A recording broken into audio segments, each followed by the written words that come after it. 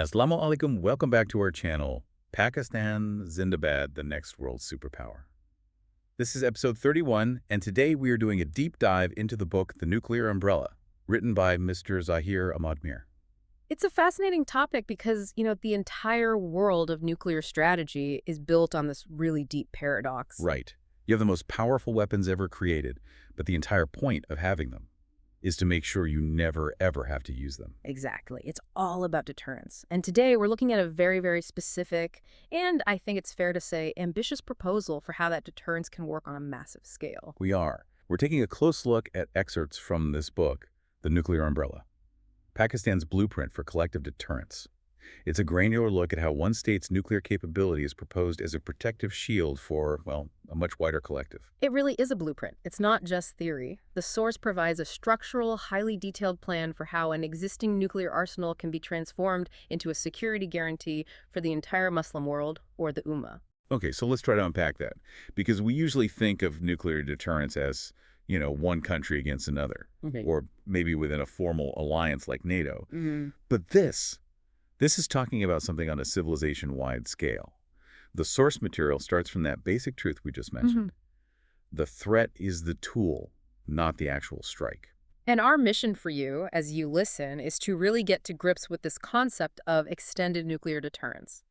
We're going to analyze the specific mechanics the book proposes, the pillars of qualification, the so-called guardrails, to see how it argues this Muslim nuclear umbrella could be a stabilizing force and not an escalatory one. And the core thesis, which is laid out very, very clearly in the source, is that Pakistan's nuclear capability is being framed as the absolute insurance policy for the entire Muslim collective. It's a huge claim, so we need to look at the structure of that proposal with a lot of scrutiny just based on what the source material gives us. All right, let's start with the absolute basics then. Before we get into the blueprint, what exactly is extended nuclear deterrence? Well, at its simplest, and according to the sources, it's a mechanism where a nuclear-armed state, we can call it the guarantor, gives a pledge of protection to allies that don't have nuclear weapons. So it's a security promise. It's a security promise backed by the ultimate threat.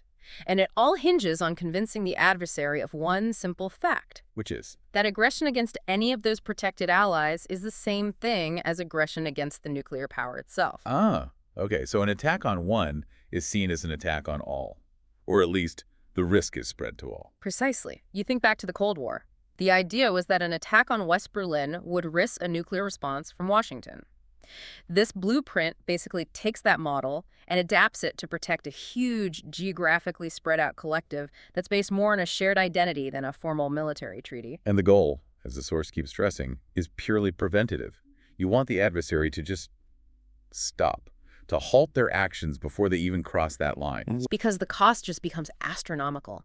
Any potential gain is wiped out by the sheer risk of the consequences. It's about maximizing that risk aversion in your opponent's mind. But that calculus seems incredibly fragile, doesn't it? I mean, this has always been the challenge with this kind of deterrence, the credibility gap. That's the term, yes, the credibility gap. If the state being protected starts to doubt that the guarantor will actually risk its own cities for them. The so-called decoupling fear. Right, or if the adversary just thinks the guarantor is bluffing, then the whole umbrella just collapses. It becomes useless. The sources cite the usual historical examples, right? Yeah. The U.S. protecting Japan, South Korea, NATO. That's the template. But this is where the book's argument really pivots. It claims the same concept can and should be applied to protect the Muslim world. And this is a crucial part of the framing. It argues this can be done ethically, defensively, and responsibly. That framing seems absolutely key. It's trying to get ahead of the obvious criticism that extending a nuclear guarantee to such a large and, let's be honest, sometimes volatile region would be inherently destabilizing. It's a very sophisticated attempt to reframe it. It's not just a military strategy, according to the source. It's presented as a moral imperative for collective defense, designed only for survival and sovereignty. It's a way to distinguish it from more aggressive doctrines like preemption or expansionism. Exactly. And that distinction is so important. The second you link nuclear deterrence not just to a state's survival, but to protecting an ideology or a religion or a shared culture, the stakes just go through the roof. You're moving beyond just protecting borders. You're now talking about protecting an identity. A shared heritage. It's a profound shift. So if a state is going to offer this kind of umbrella, especially on this kind of scale, It has to have, well, unquestionable credentials. It's not enough to just have the bombs. Not at all. You need institutional maturity, operational capability. You have to be able to manage that immense risk. And this is where the sources lay out 6 very specific, what they call non-negotiable, pillars of qualification. And I imagine these pillars are all designed to solve that credibility problem we were just talking about. They are. They're presented as the evidence, the proof that the guarantor is reliable, that it's survivable, and that it's responsible enough to hold this power. Okay, so let's break them down. Where do we start? What's the first pillar? It starts with behavior. The first pillar is proven deterrence discipline. Discipline. Restraint. Yes, the sources really hammer this point home. A reliable guarantor has to have a track record of restraint. The claim made in the text is that Pakistan has been never reckless, never provocative in its nuclear posture. And for an extended umbrella, that's non-negotiable, isn't it? If the guarantor is seen as a loose cannon, the whole region gets destabilized. It completely destabilizes everything. The discipline is what builds trust with your allies and, just as importantly, signals a level of predictability to your adversaries. I understand the emphasis on restraint, but Yeah. doesn't any extension of nuclear deterrence, no matter how disciplined the guarantor is, create anxiety for everyone else, for the states not under the umbrella? It certainly can. And the blueprint tries to address that by focusing on the other pillars. The argument is that the sheer stability of the guarantor is the best defense against proliferation anxiety, which leads us right into the second pillar, which is all about technical assurance. Okay. Survivable second strike capability. And this is where we move from intent to just raw capability. If your arsenal can be wiped out in a first strike, Then your umbrella vanishes in a puff of smoke. It's gone. A survivable second strike capability is the absolute bedrock of the deterrent threat. It means that even after you absorb the worst possible attack imaginable, you still have enough weapons, hidden, protected, and ready to go, to inflict totally unacceptable damage on the attacker. without that, the whole thing is a bluff. It's a complete bluff. The source argues that having a truly robust second strike capability is what removes any temptation an adversary might have to try a quick, disarming decapitation strike. That fear of a guaranteed consequence is what makes the promise credible. It's the ultimate failsafe. Okay, so what are the next pillars? The third and fourth deal with the technical side of things and the political framing. Number 3 is having an operational missile triad. The triad. So that's land, air, and sea-based delivery systems. That's right. Land-based missiles in silos, air-delivered weapons from jets, and sea-based assets like submarines. Why is that redundancy so critical for this kind of umbrella, covering such a huge area? It sounds incredibly expensive and complicated to maintain. It is, but for this kind of collective defense, redundancy is resilience. The triad is what makes your second strike capability pillar truly survivable against a very sophisticated enemy. So if an adversary figures out how to, say, neutralize your land-based missiles, Your sea and air legs are still there, still viable, still a threat. It adds layers of assurance.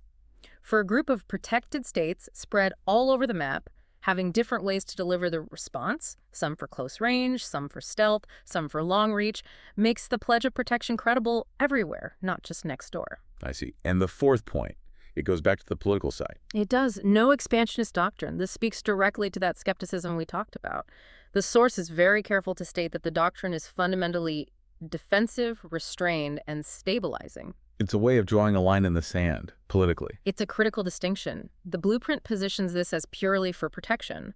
It implicitly contrasts this with other nuclear doctrines that might be seen as offensive or preemptive or aimed at regional domination. For this umbrella to have any legitimacy, the guarantor has to prove its power is only for survival, not for expansion. That makes sense. The last two pillars seem to introduce a unique socio-political element to all of this.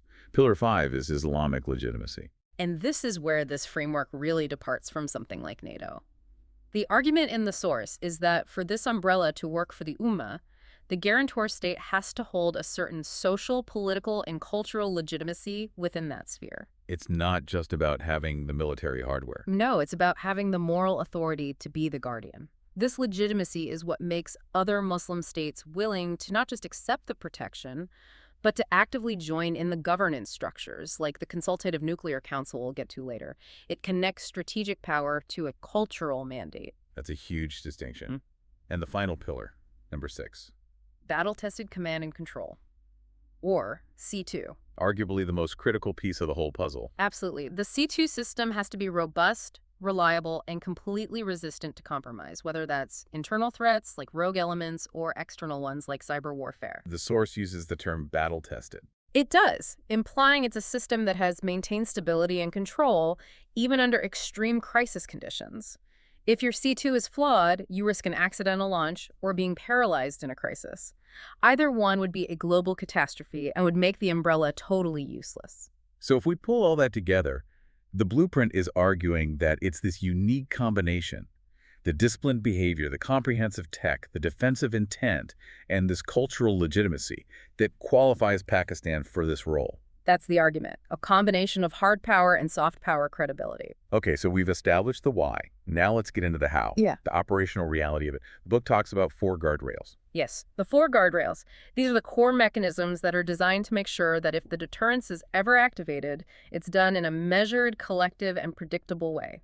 The whole point, according to the source, is to prevent panic and avoid miscalculation. I mean, with an umbrella this big, these aren't just rules of engagement. They're the entire architecture you need to convince everyone, allies and rivals, that this power can be managed responsibly. That's a good way to put it. They are the confidence-building architecture. So, guardrail number 1, the political trigger doctrine, the red lines. Right. This guardrail defines the 4 very specific conditions that would cause the nuclear deterrence to activate.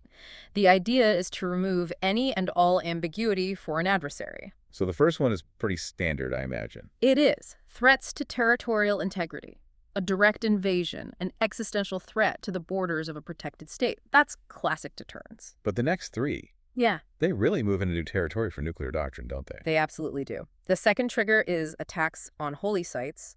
The third is the start of genocide or mass extermination. And the fourth is the risk of existential state collapse for a member state. Let's pause on those for a second. Including holy sites and genocide as nuclear triggers.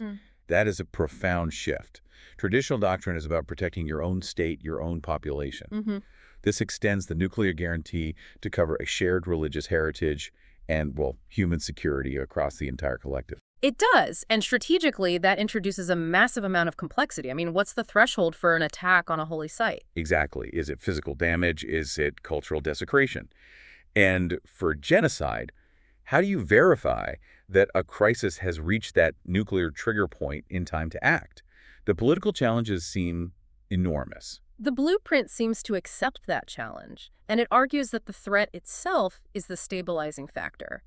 By drawing this incredibly clear, non-negotiable red line around cultural and humanitarian assets, the source believes it raises the cost of aggression so high that it deters the action long before you get bogged down in the details of verification. So you make those things simply untouchable. By shielding them with the ultimate threat. That's the idea. Okay, on to guardrail 2. This one seems more straightforward, more operational, no forward deployment. Yes, this is a very clear operational rule. No nuclear weapons or their delivery systems are ever stationed abroad, on the territory of the states being protected. From a global stability point of view, that seems critical. It keeps everything centralized. What are the main strategic reasons for that? The source points to 2 big ones. First, it completely avoids the loss of sovereignty problem for the protected states. They get the guarantee without having to host foreign nuclear weapons, which is always a deeply sensitive issue. And the second reason? It dramatically reduces escalation anxiety for the whole region and, frankly, for the world. Explain that a little more. Why does keeping the weapons at home reduce that anxiety? Well, think about it. If the arsenal was spread out across a dozen different countries, some of which might be less stable or closer to a conflict zone, the risk of an accident or unauthorized use or just losing command and control goes up exponentially. That's just too many variables, too many things that can go wrong. Exactly.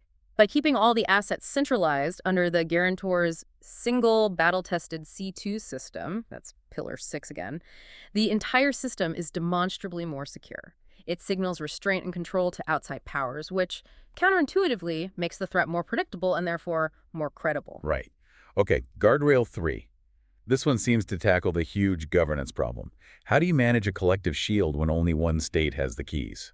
This is where the blueprint introduces the Consultative Nuclear Council, or CNC. And what is that exactly, a committee? Essentially, yes. The structure is described as being led by Pakistan, the guarantor, but with the mandatory active participation of what the source calls core Muslim states. So it's an admission that this has to be a collective decision. It can't be a dictatorship. It's a crucial element. The source is very clear that decisions about activating the umbrella, especially about moving up that deterrence ladder we're about to discuss, have to be collective, not unilateral. That's how you legitimize it.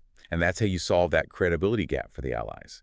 By giving them a seat at the table, you ensure they believe the guarantor will act when needed. You align their political interests with the activation process. Doesn't that create massive operational friction? Collective decision-making is slow. What happens in a real crisis that's moving in hours, not days? How do you get a consensus from multiple countries under that kind of pressure? That is the central tension, isn't it? The tension between the need for collective consensus and the need for speed. The blueprint tries to solve that with the final guardrail. It argues the system is designed to create time for that consultation. Which brings us to guardrail 4, the graduated deterrence ladder. Right. This is the mandated step-by-step process designed to signal intent, to manage the escalation, and to create that time buffer for the CNC to work while still sending a very clear warning to the adversary. It's a procedural guarantee that nuclear action is the absolute last resort. And it replaces ambiguity with clearly defined steps, which is supposed to prevent miscalculation. Okay, let's walk up the ladder. What are the steps? There are 5. The first step is signaling. So, diplomatic warnings, public statements. Exactly. The CNC meets, decides a trigger has been crossed, and then issue explicit warnings through diplomatic channels. A clear verbal shot across the bow. Step 2. Exercises. This moves it from just talk to a visible show of readiness. You'd conduct highly publicized, short-notice military exercises near the crisis zone. It shows you have the capability and the collective will to act. And step 3 gets even more serious. Posture changes. This is a big, tangible shift. You might start moving delivery systems out of their normal storage, increasing the readiness level of nuclear units, maybe dispersing your forces so they're harder to hit. This is the kind of stuff that adversary intelligence would spot immediately. It's a clear signal that things are getting very serious. Very serious. The 4th step is strategic alerts. This is the last stop before things become potentially irreversible. So what does that involve? This means moving to the highest state of alert. You might be arming delivery systems, putting crews on 24/7 readiness, sending out encrypted commands to confirm that all the multi-key authorizations are aligned and ready. The window for de-escalation is now closing very, very fast. I'm the final step. The final deterrence warning. One last, explicit, internationally delivered message before the physical activation of the trigger doctrine. The whole sequence is presented as a kind of a de-escalation mechanism, ironically, a series of off-ramps. That's exactly how the source frames it. It gives the aggressor every possible political and procedural chance to back down before the ultimate consequence is delivered. It's institutionalized restraint. Mm-hmm. But for it to work, the CNC has to hold together politically through all 5 of those steps during a real fast-moving crisis. That's a huge political ask. It is, which is why the next part of the blueprint focuses so intensely on the systems that have to underpin all of this: command, control, and absolute safety. Right, because if anyone, ally or adversary, thinks the system is sloppy or vulnerable, the whole thing loses credibility instantly. That's it. So the source introduces the Strategic Deterrence Command, or SDC. This is the central body that ensures the operational safety and control of the entire deterrent force, and it acts under the political guidance of that CNC we just discussed. And the book details specific safety measures that it claims match global best practices. Let's go through them. The first one is civilian oversight. A crucial political check. It means the ultimate authority to use these weapons rests with the civilian government, not solely with the military. It's an international standard designed to make sure this remains a political decision of last resort. Mitigates the risk of a purely military-driven escalation. The second is encrypted communications. In today's world, that's absolutely essential. You have to protect against hacking, electronic warfare. Right. If your communication channels are vulnerable, you could have false alerts, you could have your system paralyzed, or worse, manipulated by an outside actor right when you need it most. Secure comms equal operational reliability. The third one seems designed to stop rogue actors. Multi-key authorization. It's a fundamental safeguard. Think of it as the two-person rule on a national scale. No single person, no matter how powerful, can activate the system on their own. So it requires multiple separate people to all turn their keys at the same time, basically. Basically, yes. It could be physical keys, cryptographic codes, digital authorizations, but it requires simultaneous agreement from different authorized individuals. This hardens the system against one person making a rash decision under pressure. Okay, the fourth point is about the tech itself, fail-safe mechanisms. These are the engineering features that make sure the weapons always default to safe. If there's a malfunction, a power cut, a communication breakdown, the system is designed to fail into a non-armed, non-launch status. The default state can never be go. And the final point here makes a very specific strategic claim. Cyber-hardened systems, built without external dependence. This one is all about autonomy and trust. The source emphasizes a powerful defense against cyber attacks. But the key phrase is, without external dependence. It's a claim that the system can't be secretly compromised or switched off by another global power. It guarantees the umbrella is fully sovereign. So when you put it all together, this whole section is about building confidence, assuring everyone that this immense power is managed by disciplined structures with layers of political and technical checks against accidents or manipulation. Security is credibility. They are one and the same in this context. So having built this entire structure, the pillars, the guardrails, the safety systems, the sources then try to stress test it. Yes, it runs through a few hypothetical crisis scenarios to show how the framework is supposed to react when one of those triggers we talked about actually gets crossed. All right, let's look at them. What's the first scenario? The first one is a traditional existential threat, a nuclear threat against a Muslim capital.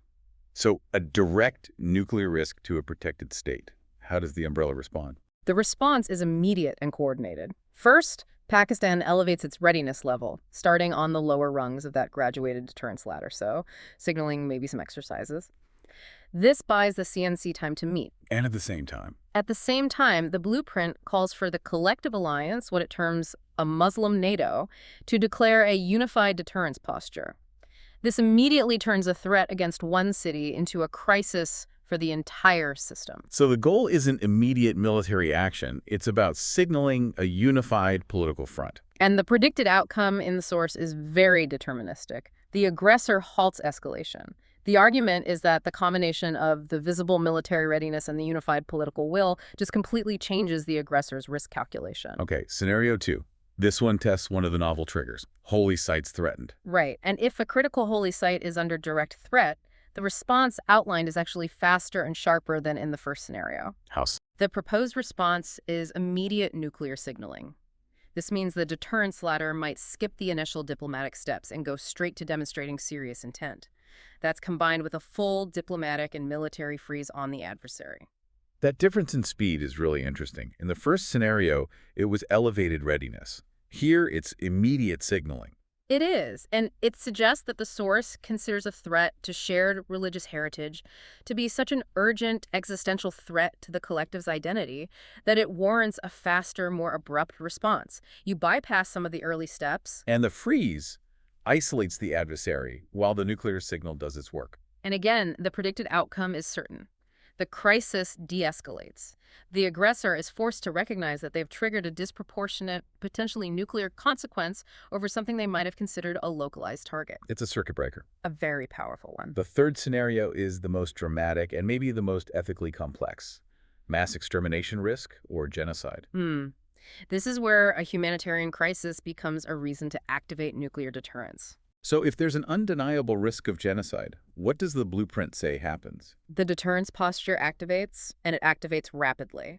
It likely moves straight past signaling and exercises, right into posture changes and strategic alerts.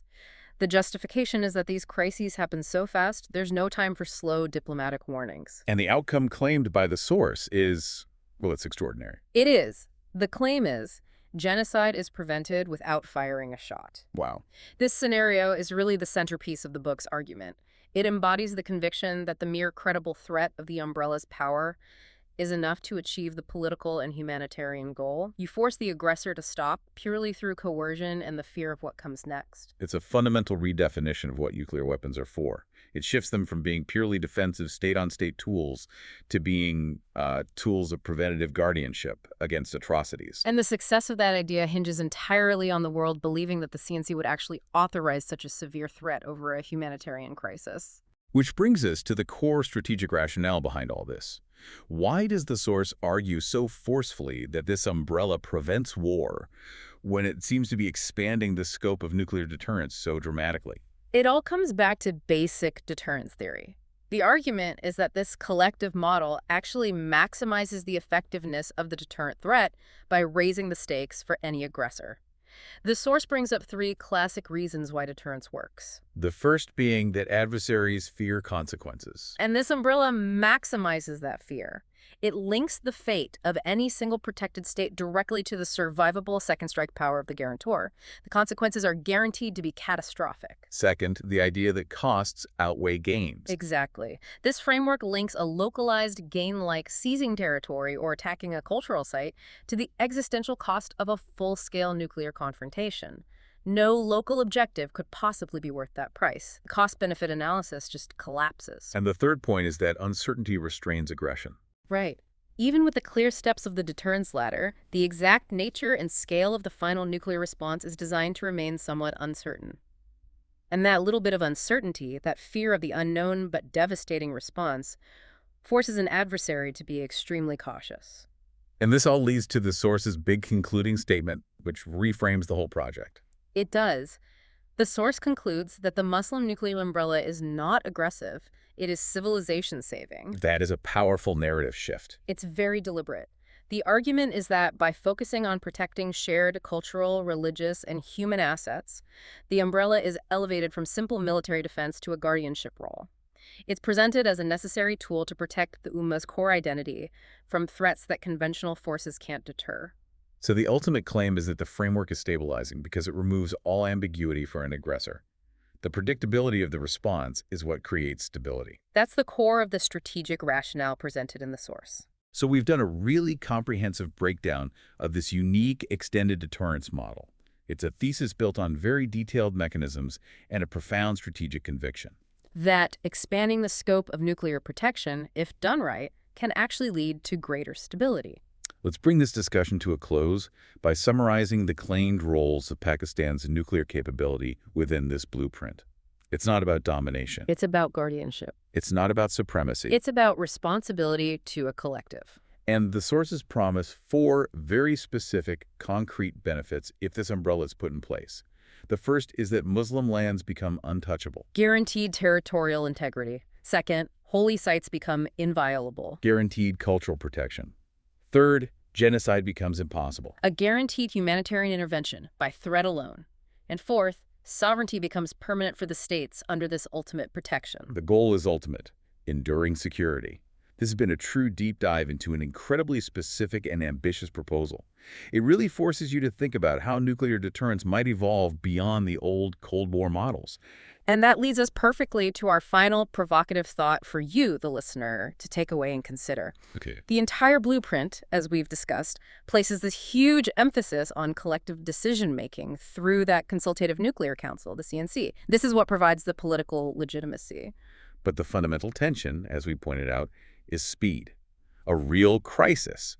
A sudden attack on a holy site, a rapidly escalating genocide, it might demand a response in hours, not days or weeks. So here's the question. Given that you need shared political consensus from the CNC, a group of states that will have their own internal politics, their own bureaucratic delays, how does that inherent friction affect the credibility and the speed of that graduated deterrence ladder? Does the need for collective agreement introduce a fatal lag into a system that's supposed to deter based on a swift and certain response? Or is the threat itself so credible that it buys the CNC the time it needs to come to a consensus? That friction, that tension between collective legitimacy on one hand and immediate strategic necessity on the other, well, that's the single greatest practical stress test this entire blueprint would ever face.